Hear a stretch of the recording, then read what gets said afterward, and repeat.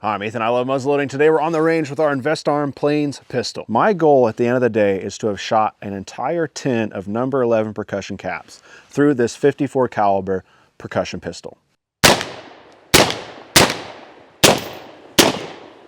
Nothing fancy from the loading setup here today. I'm going to be shooting some new production GoX 3F, and I'm going to be using about 15 grains of powder each time. And for starting out here for plinking with a percussion pistol, a muzzleloading pistol, I don't think it's a bad idea.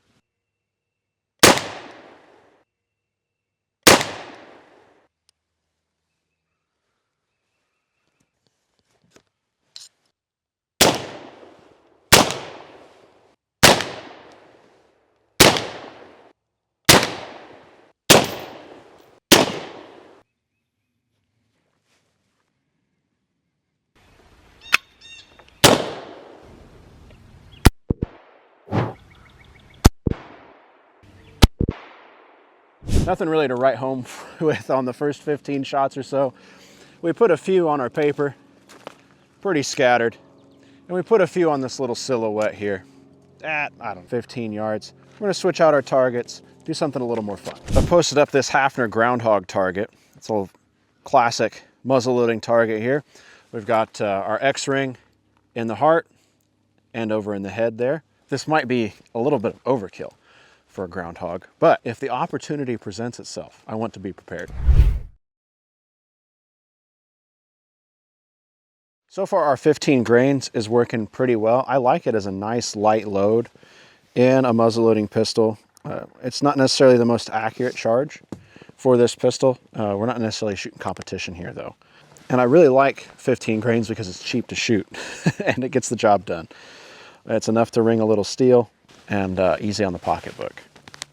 I'm kind of doing a mixture here of loading from the bag and from the bench as we get warmed up. I'm using an undersized ball in this and a pretty thin patch. I'm not one to overload a plinking or fun pistol load. So by using a 5.30 round ball and probably around a 12,000th pillow ticking, maybe down around 10, makes it for an easy thing to load. Very leisurely morning here on the range.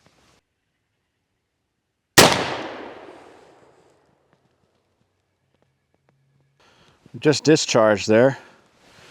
Was able to find our patch. Problem with this thin patching is it can tear.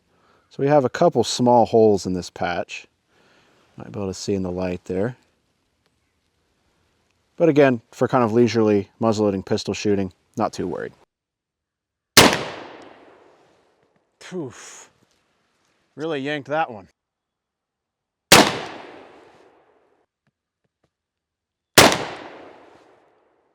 We know we missed once, so let's do a makeup shot and see how we did. Went ahead and did our makeup shot, forgot to turn on the camera, and subsequently parked it over the back of the groundhog right with the other one. So we're gonna do our second makeup shot. Let's go see how we did. Pretty squarely in not good scoring territory, especially with our two over the shoulder.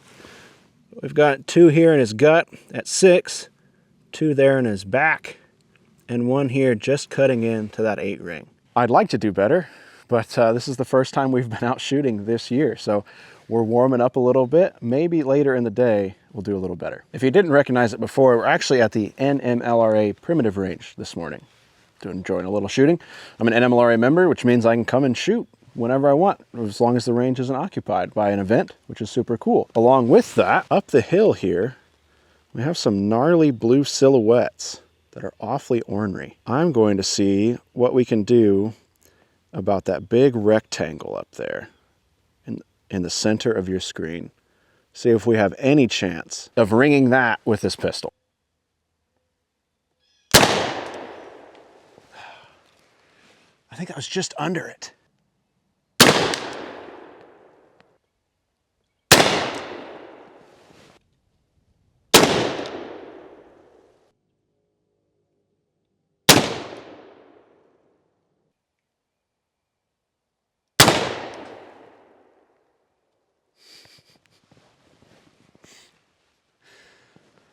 Got sick of the blue rectangle. I thought I'd go up for that white tank up at the top of the hill, just to the left of that dark tree on the right hand side. I think out of sheer luck, dinged it. We'll try to go back to the blue. All my caps just dumped out. These days, this is a chunk of change. And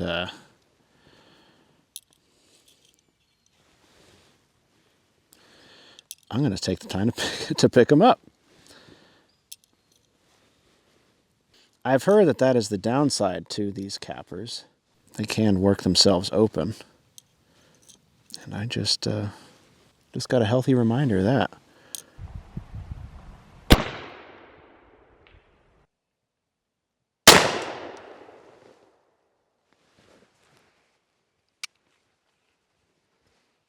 So I've confirmed that the light ding I'm hearing is that ding. Feels good. It's about midday now on the range. We've taken just about 50 shots, some hits, some misses with this pistol. I'm gonna give it its first cleaning of the day. I heard a lot of big talk about the 50/50 Dawn and water mixture for patch lube. So far it's worked really well in this pistol. What I'm finding is down at the last little section of the barrel, it's getting a little tough to push that ball through. And even though I've got a longer pistol range rod, it's a lot more work than it needs to be. So I'm going to do a quick cleaning here. We're going to shift location on the range, do a little bit of different shooting, continue the fun. For those interested, here's the sum total of patches I just used to clean out the bore. I've gotten rid of any of the stickiness that I had in there. You can see here I've got 6 whole patches. This one, the rust on here is from another time. It was just clean enough to use. So, you know, at this point, you know, we're not super clean. This was our last patch. There's still a little bit of that gray in there. But for continuing on here at the range, this is plenty. What I'm after is making sure that I can get my ramrod down and up and I can load easily. I can make sure that I'm setting that ball on the powder. I don't have to jam too hard to get it seated.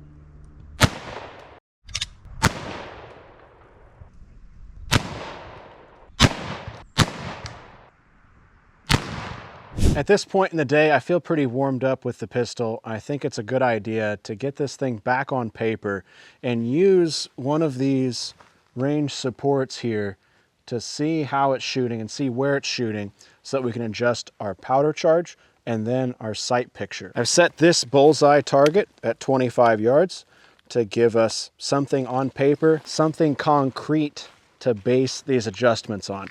Silhouette shooting and woods walk shooting is a lot of fun, but with a new muzzleloader like this one, new to me and newly built, it's important that we get some time on paper so that we understand where it's shooting so then we can do our part as the marksman. As for lube on my patch, I'm using 50/50 dish soap and water in the spray bottle. I've really enjoyed this lube or patch grease, whatever you want to call it, mixture. But I do find that on a sunny day like this, it evaporates pretty quickly. So I'm going to keep my spray bottle here with me.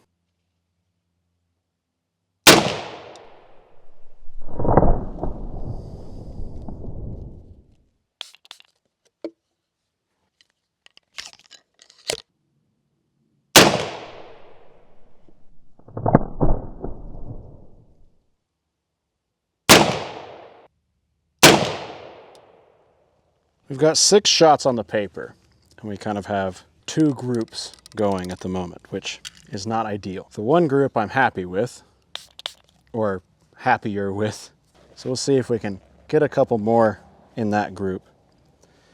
I have a theory that it's partially my balls. I have swaged balls and I have some cast balls in this bag. And the last shot was a swaged ball, and it went pretty close to where I wanted it to. Now we'll see if that does anything for us.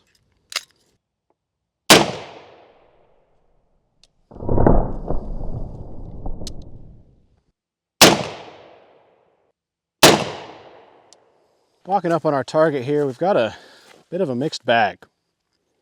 It's something I'd want a little more concrete. I'm wondering if we bump up to 20 grains, if we get any better results. We've got just flyers out here. But this is a nice little group. These shots all felt good. This last shot here, really liked how it squeezed through. I'm wondering if we bump up to 20 grains, if we get any different results here. I'm also wondering if it's just not a great position for me. It might be something I have to work on a little bit more, get a little more practiced with this pistol.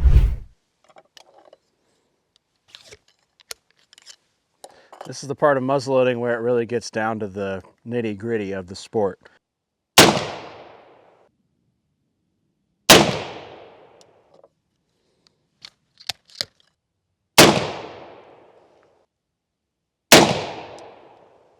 Okay, here's our target. Kind of more of the same, really. I think we added one down in here. We added at least one up here. I think we have two there and a couple more in here. I think I'm going to leave the rest, kind of work with this 20 grains and see what else we can do with this. I'm out of that thin patching that we have. It's getting towards the end of the day. I think I'm going to try some of the thicker patching that I have in my bag from my other muzzleloading pistol and see if we get any changes to compare.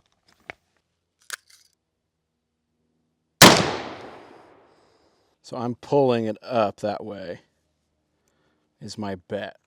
Now these are lubed probably with some bear grease, so they're going to behave a little bit differently. And it's a 20,000th thickness patching. Much harder to load without a stand. And that's, in my experience, that's the trade-off, is you can have easier to load, which is fun for shoot 'em up, have a good day, and then competition, you're going to be loading pretty tight. Okay, that one is 9 o'clock 7 ring, so I'm still pulling. I think I need to try to get the shot out a little earlier. It's a long, heavy barrel. It's not helping me any. That or I just need to lift more weights. Probably a little bit of both. It's up high in that corner again. Yanking my whole hand. High as well. I'm parking a pretty good group up there, but it's just not where I want it to be. This is slow going and it can be frustrating, but I'm trying not to let it get me down. We've posted a fresh target to finish out the day here. It's our Hafner running fox target.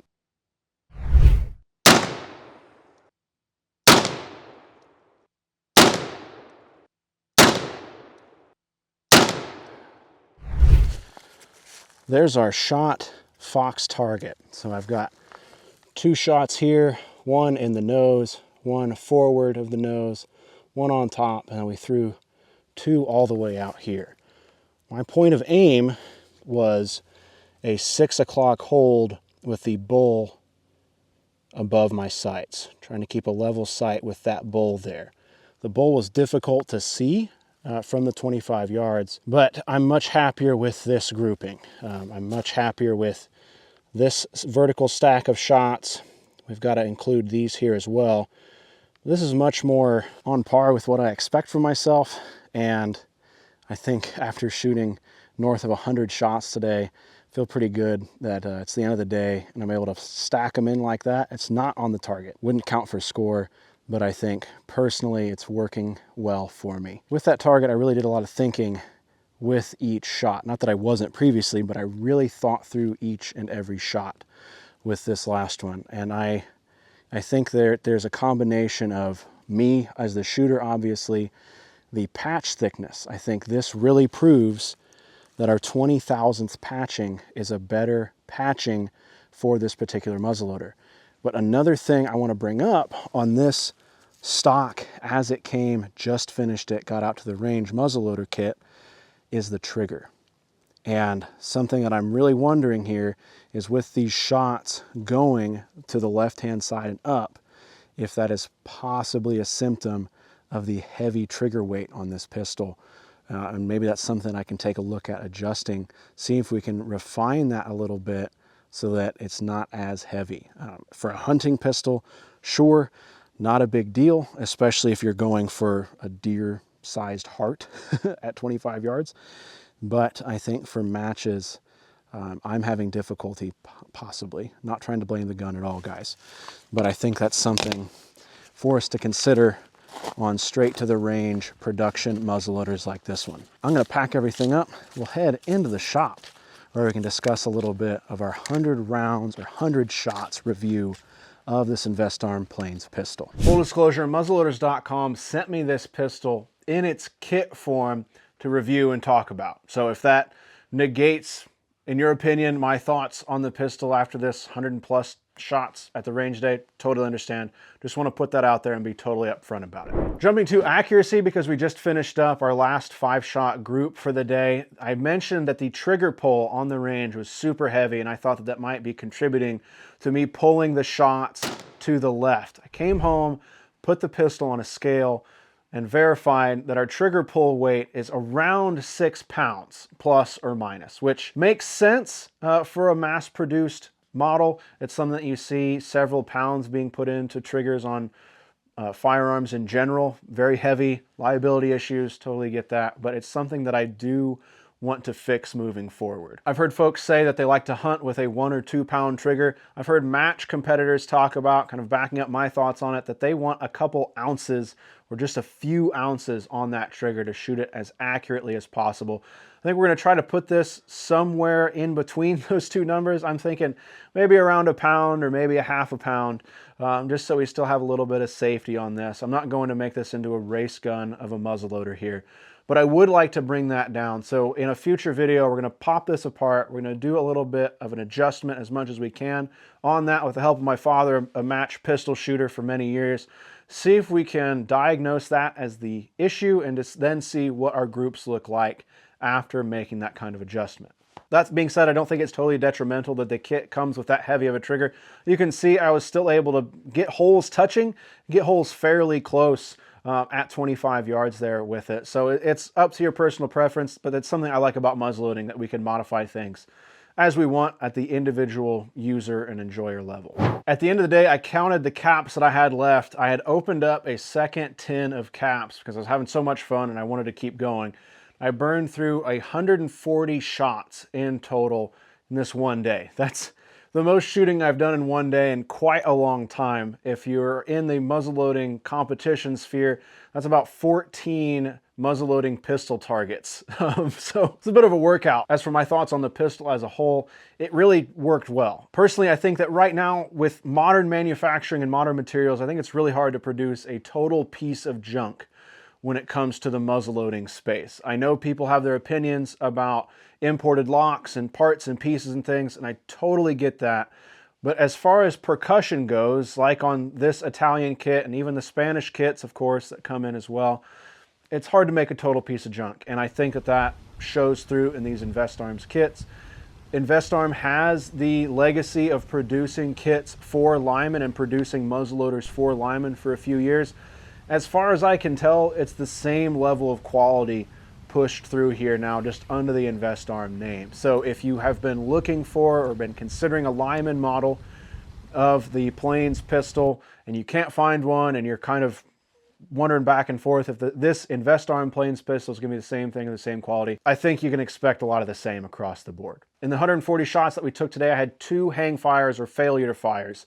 The first was right after cleaning. I dried the bore, I thought, loaded back up, took back to the range, and just popped the cap. The second shot, it did go off, and then I did have what I believe to be a bum cap at about 75 shots in. So about 25 shots after our cleaning, at around 50 shots, had a failure to fire, put a new cap on it, fired with the second cap. Those two failure to fires were the only issues I had the entire day with this pistol, and I think that they were component and shooter issues, really. It's a little silly, but something that caught me up at the range was when you pull the hammer back to full cock, after half cock, you have to make sure that it clicks twice.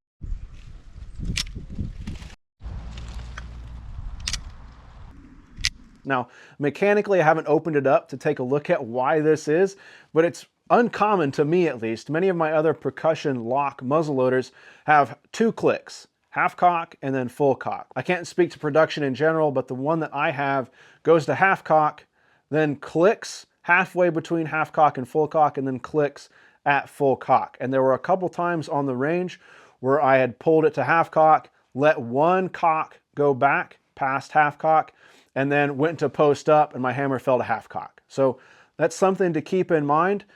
It's always important to follow the muzzleloader safety guidelines, keeping your muzzle pointed in a safe direction all the time. I don't think that it can get past half cock in that situation, but it's just something that I caught myself doing a couple times where I'd pull back to that second click and I'd be like, okay, I'm ready to go, and I wasn't. Last but not least, the belt hook. As cool as it is, and as much as I like the idea and I like walking around the range with it empty, with it on my hip, you know, big iron on my hip and everything, the belt hook does get a little irritating if you're just wanting to burn through shots all the time. It's not that it's extra weight, but it's just this extra thing dangling there at the side all the time. And it's not something that you need when you're going from a loading bench to the firing line. Makes a ton of sense out on a woods walk or at a rendezvous or something, but for the on-the-line shooting that we were doing here, it got in the way a couple times. And there were a couple times where it snagged on my jacket or on my pants or my bag or something. And it's not something that you need. The belt hook is really cool. I will always believe belt hooks are cool because it's a neat little note on the side of the pistol, but it did get in the way a little bit. So I think moving forward, I might remove it depending on what I'm doing with it, but that's just something I want to make a note of. I've not personally shot a lot of pistols with the belt hook, so I don't have a lot of experience with it, so it did catch me off guard and I wanted to mention that. At the end of the day, it worked and I had a lot of fun. I shot a variety of targets. Things worked out pretty well. After that number of shots, I have a good idea of how this pistol behaves. I can make some modifications like we talked about and, you know, make it more applicable to my situation. I'm not necessarily going to go out and deer hunt with this, but it's a fun range thing, you know, and pistols are always fun. And I circle back to thoughts on beginner muzzleloaders, and I think that this is a really good contender for a lot of people out there. I've mentioned for years that a muzzleloading pistol kit is a really great way to get started in muzzleloading because it's cheaper than a full rifle kit, you know, muzzleloading long gun, so to speak, and it's cheaper to feed. I mean, I was having a lot of fun and shooting fairly accurately with 15 grains of powder. I can make a pound of powder last forever on 15 grains a shot. You know, and I think that the InvestArm Plains Pistol really is a great introductory level, and introductory to intermediate, really.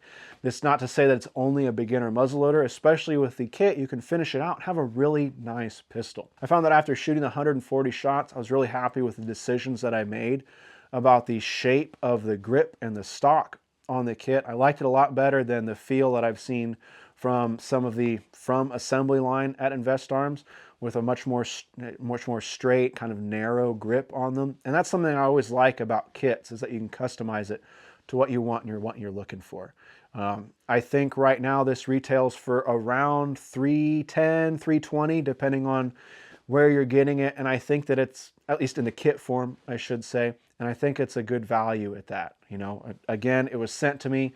I did not pay for it. I put a lot of sweat into it though, making it look nice and making it the way I wanted. And after 140 shots, I'm pleased with it, and I would not hesitate to purchase it if I was looking for one, you know, down the road. I don't receive anything from InvestArm, but I've really liked the quality that I've seen on the Gemmerhaken and now the Plains Pistol. I think they really have a nice 1-2 punch if you go for that Gemmer and the Plains Pistol. All in all, I think for me personally, I feel good saying that this is a good muzzleloading pistol to get started with or expand your collection with. It's a fun thing to take out to the range and use and abuse. There's enough there that it can take a bit of work.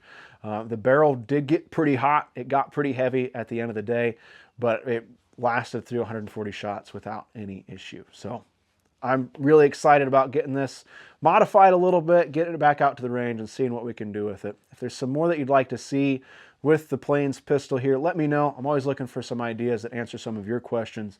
And at the end of the day, I want to get more people involved with muzzleloading. So any question that you have, I bet other people have, pass it along. We'll try to answer it on video and show what happens. You know, I think that's a lot of the fun about muzzleloader science, or redneck muzzleloader science, is that we can show it. It's always cool to see, and it answers those questions. So I'll have some more at ilovemuzzleloading.com. You'll be seeing this pistol more in videos in the coming months and years because I'm going to hold on to it. It was a lot of fun. Maybe we can circle back and do like a 500 shot review or something towards the end of the year if we can put some more pounds of powder through this thing. Once again, I'm Ethan. I love muzzleloading. Thank you so much for watching. We'll catch you next time.